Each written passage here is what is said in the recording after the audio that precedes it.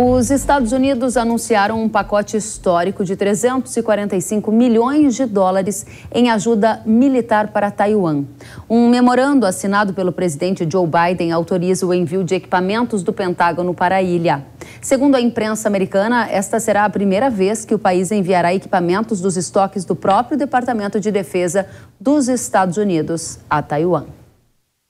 Uma reportagem do Financial Times também revelou que há uma expectativa de que a Casa Branca peça ainda neste mês ao Congresso americano que o financiamento de armas a Taiwan seja incluído no pedido de orçamento suplementar para a Ucrânia. Se aprovado, Taiwan obteria armas por meio de um sistema financiado pelos contribuintes dos Estados Unidos, conhecido como financiamento militar estrangeiro, também pela primeira vez. A China não reagiu bem ao movimento dos americanos sobre Taiwan. O Ministério de Defesa chinês disse que os americanos devem parar todas as formas de conluio militar com Taiwan. Em comunicado, um porta-voz afirmou: os Estados Unidos apoiarem a região de Taiwan interfere grosseiramente nos assuntos internos da China, subestima a soberania e os interesses de segurança chineses e ameaça gravemente a paz e a estabilidade no Estreito de Taiwan. A China se opõe a isso e apresentou representações severas junto dos Estados Unidos, diz o porta-voz do Ministério de Defesa chinês. Vale lembrar que Taiwan se considera uma ilha independente, porém a China vê o país como uma nação rebelde e reivindica o território. A relação entre Estados Unidos e China sobre Taiwan piorou também depois da então presidente da Câmara dos Deputados americana, Nancy Pelosi, ter feito uma visita à ilha há um ano atrás. Os americanos também já disseram que, em caso de invasão chinesa, defenderiam Taiwan. A gente merece dar mais atenção à geopolítica pelos impactos que vocês da nossa audiência já sabem que tem no agro brasileiro. Por isso a gente convidou o Tiago de Aragão, diretor de estratégia da Arco Advice, que tem todas as atualizações sobre estes e outros assuntos. Tiago, seja muito bem-vindo mais uma vez ao Hora H do Agro. É um prazer, muito obrigado pelo convite. Da mesma forma, é muito bom tê-lo conosco, especialmente porque você vive de analisar todos esses movimentos, né, Tiago? Quais são os sinais que essas notícias que a gente acaba de apontar aqui para a nossa audiência dão para você? A gente tem um nível de tensão geopolítica envolvendo China e Estados Unidos mais alto do que tínhamos nos últimos meses? Essa tensão entre Estados Unidos e China, ela vem aumentando e diminuindo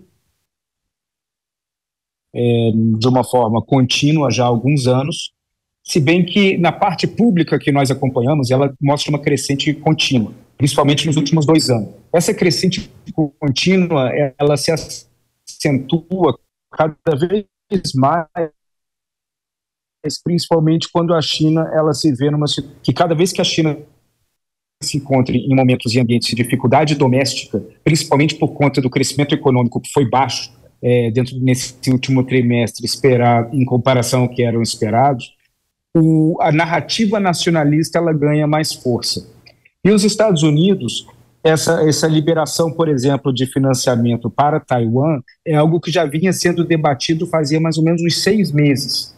E esses 6 meses, eles envolveram várias indas e vindas entre o Biden e o Congresso americano para poder chegar onde se chegou hoje. É importante lembrar que o assunto de China é o que aproxima o Biden do debate e da conversa com os republicanos. Esse é um dos poucos e fortes pontos de convergência entre o Biden e os republicanos. Então, à medida que ele traz um assunto relacionado à China, e principalmente a contenção da China, o apoio republicano tende a ser muito forte. E o Biden aproveita essa circunstância para fortalecer o posicionamento dos Estados Unidos em relação a Taiwan.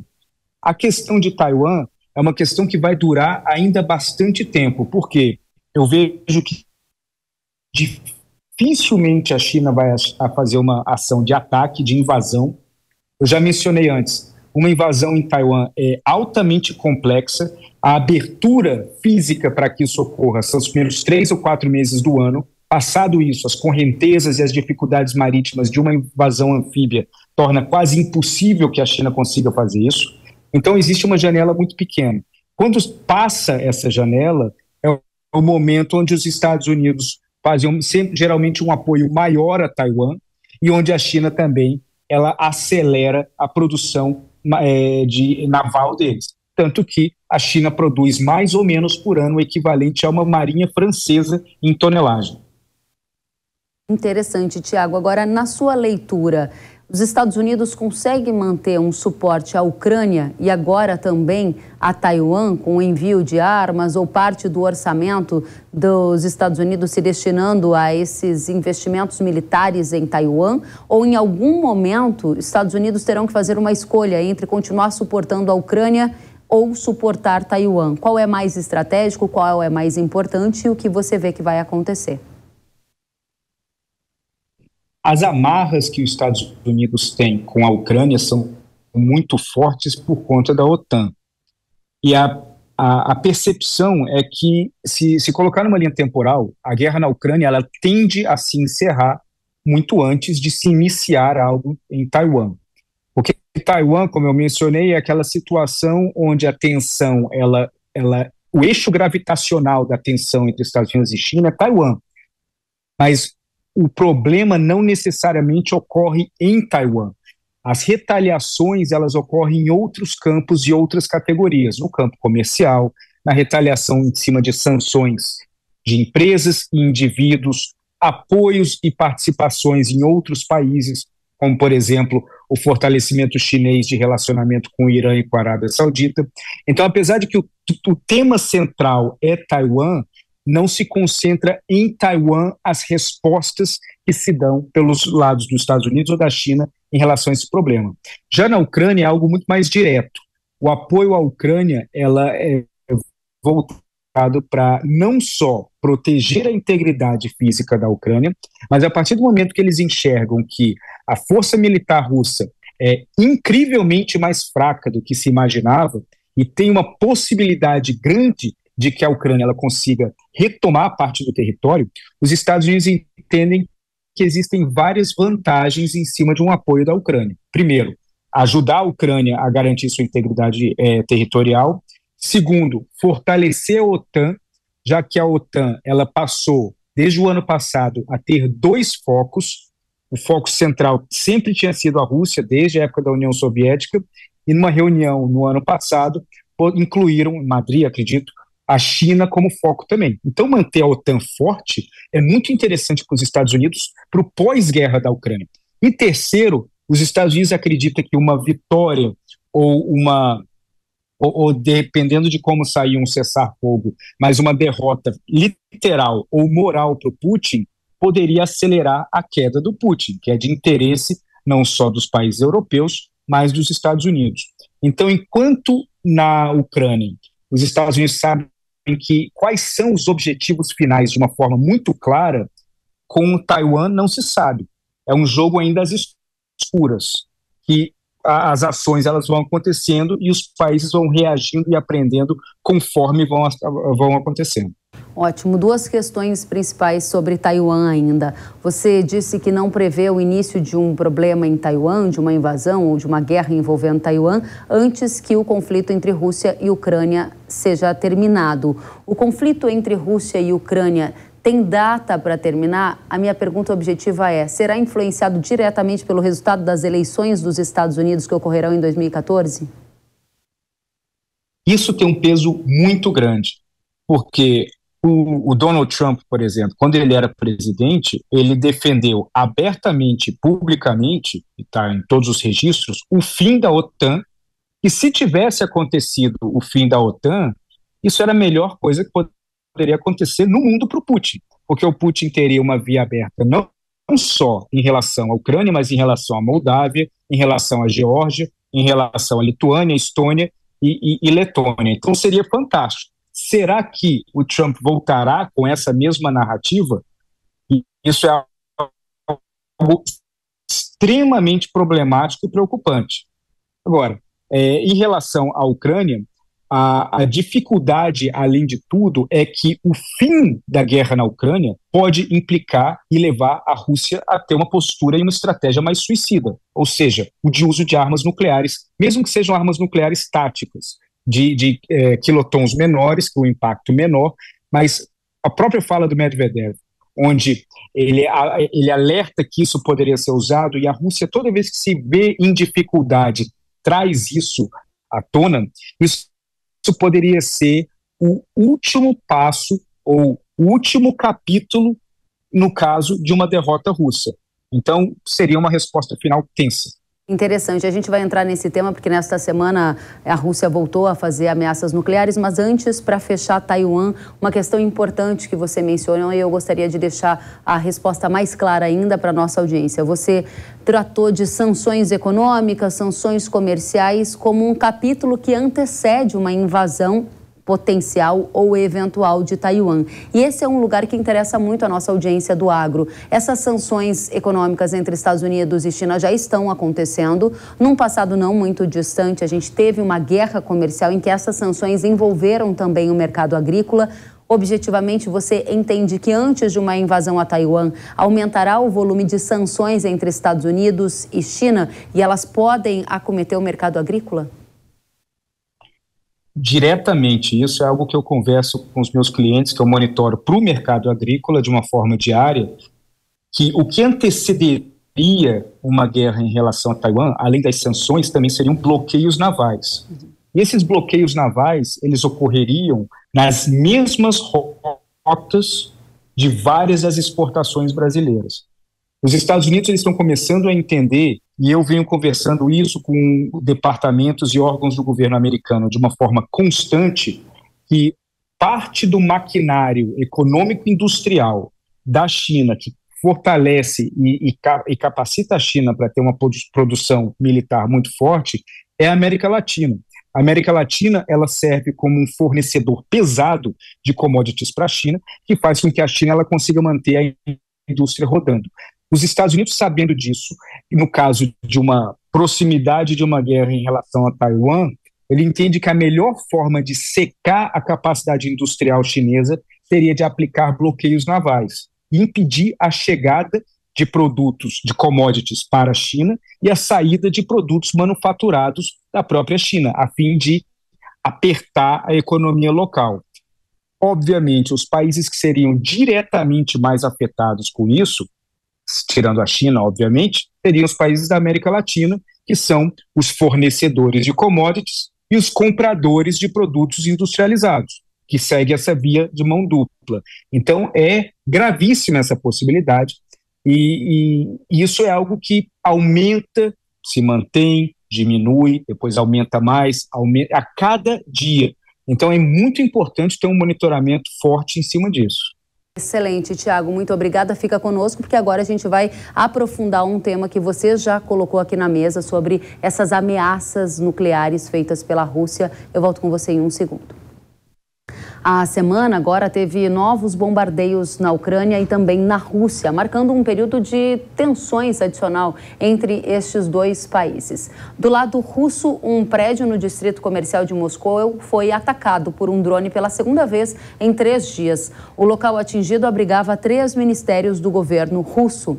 Já na Ucrânia, além da capital Kiev, o porto de Ismail, o principal localizado no interior do país, foi bombardeado. Edifícios e 40 mil toneladas de grãos foram destruídos. Esse porto atacado está localizado no rio Danúbio, onde os grãos são enviados por barcaças para o outro lado do rio, onde está o porto da Romênia. Vale ressaltar que esse bombardeio aconteceu em uma área muito próxima de um país membro da OTAN, que é a Romênia. A gente segue em frente porque o vice-chefe do Conselho de Segurança da Rússia disse nesta semana que Moscou teria que usar armas nucleares se a contraofensiva em curso da Ucrânia for um sucesso. Segundo ele, abre aspas, nossos inimigos devem orar pelo sucesso de nossos guerreiros. Eles estão garantindo que um incêndio nuclear global não seja iniciado. Fecha aspas. Aí a gente volta com você, Tiago Aragão. Não é a primeira vez que a Rússia fala em uso de armas nucleares. Mudou alguma coisa dessa vez? Não, e apesar de que é uma narrativa preocupante, historicamente quem alerta não usa. Então, esse é um ponto importante que devemos levar em consideração. Segundo, e o próprio Putin, tem como seu maior ídolo político de todos os tempos o Andropov, que foi o líder soviético no começo dos anos 80. O Andropov, ele é o pai de todo o processo de desinformação que foi desenvolvido dentro da KGB, ou seja, de tentar enviar uma determinada linha de informações para os seus inimigos a fim de convencê-los de que A pode ser feito enquanto você faz B. Então, isso é capítulo 1 do livro do que o Andropov ensinava em termos de contra-informação e desinformação, né, aplicado naquela época. Então, esse alerta, o tempo todo, ele é uma mensagem de uso dual, externo para alertar o mundo, nossos inimigos devem orar pelo nosso sucesso, mas também para convencer internamente de que a Rússia está numa situação melhor do que de fato está na guerra, para dizer para a população de que não há o menor risco do que se preocupar, porque a Rússia tem tudo sob controle. Isso é antever, ou eles estão antecipando a linha de derrota, criando uma situação apelativa para que essa derrota não ocorra. E eles estão numa situação de colisão muito grande, porque, primeiro, como eu mencionei, é um exército altamente desorganizado, com máquinas altamente e equipamento velho. O armamento nuclear, ele é algo que é uma arma suicida, no fim das contas, principalmente pelo agressor inicial, a não ser que você absolutamente fulmine o inimigo, não só a Ucrânia, mas todos os inimigos ligados à Ucrânia, não existe vitória a partir disso. No caso do Japão, você fulminou os inimigos dentro da Segunda Guerra Mundial, porque a Alemanha já tinha sido derrotada. Então, nesse caso, o alerta do Medvedev, ele é uma demonstração clara de que a Ucrânia está tendo sucesso, a Rússia não tem uma resposta hoje clara de como conter esse sucesso e precisa falar daquele ponto mais apelativo a fim de tentar criar um ambiente de desinformação e de terror. Eu vejo que dificilmente algo nessa linha aconteceria, principalmente porque quem alerta não usa. É isso, a gente espera que realmente seja isso. E, Tiago, avançando um pouco mais, dentro da lógica do que você há pouco nos dizia, dos seus alertas aos seus clientes da comunidade agro, por exemplo, a gente tem visto uma série de ataques por parte da Rússia a portos, né, da Ucrânia. A gente viu recentemente a Rússia deixar o acordo do Mar Negro. Houve impacto na formação de preços, como algumas commodities, a exemplo do trigo, em que 30% da exportação vem do leste europeu, e há uma série de dúvidas na comunidade agrícola sobre impactos de tudo isso, dessa infraestrutura nos portos, o que vem pela frente, como proceder. O que você tem a nos dizer sobre isso? Bom, a Rússia, ela sabe que a questão dos portos é algo que ela tem é um trunfo para ela poder negociar. Porque a partir do momento que ela prejudica a exportação de grãos, ela sabe que está envolvendo outros personagens, outros atores, alguns atores não óbvios, como o Egito, como o Omã, como a Argélia, como Jordânia, países que são dependentes de certo grau de grãos ucranianos. Eles começam a entrar dentro desse ambiente de negociação, e isso é algo que a Rússia quer. Ela quer ampliar o número de países que querem pedir por um cessar-fogo, principalmente dada a situação que os russos estão sofrendo no momento. Isso é uma situação. Por outro lado, a Ucrânia, ela já tem diversas vias de escoamento não oficiais sendo desenvolvidas.